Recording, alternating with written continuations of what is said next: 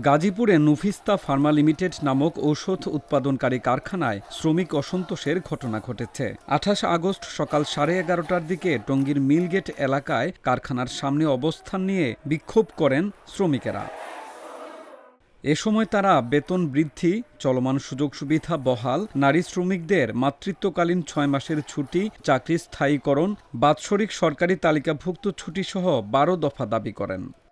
এরপর বেলা ২টার দিকে বিক্ষুব্ধ শ্রমিকেরা কারখানার প্রধান ফটক ছেড়ে ঢাকা-ময়মনসিংহ মহাসড়কের মিলগেট এলাকায় অবস্থান নেন। এ সময় তারা বিআরটি প্রকল্পের উড়াল সেতুর উপর অবস্থান নিয়ে যান চলাচল বন্ধ করে দেন। এতে ভোগান্তিতে পড়েন যাত্রীরা।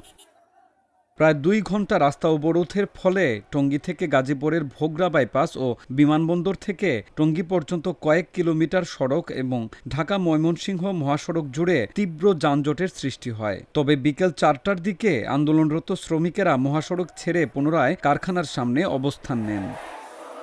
এদিকে শ্রমিকদের আন্দোলন ও দাবি দাওয়ার মধ্যে দুদিন বন্ধ ঘোষণা করা হয়েছে কারখানাটি। এতে বিক্ষুব্ধ শ্রমিকেরা আন্দোলন চালিয়ে যাওয়ার পাল্টা ঘোষণা দেন। এই ঘটনায় কারখানা কর্তৃপক্ষের সঙ্গে যোগাযোগের চেষ্টা করা হলেও কেউ গণমাধ্যমে কথা বলতে রাজি হননি।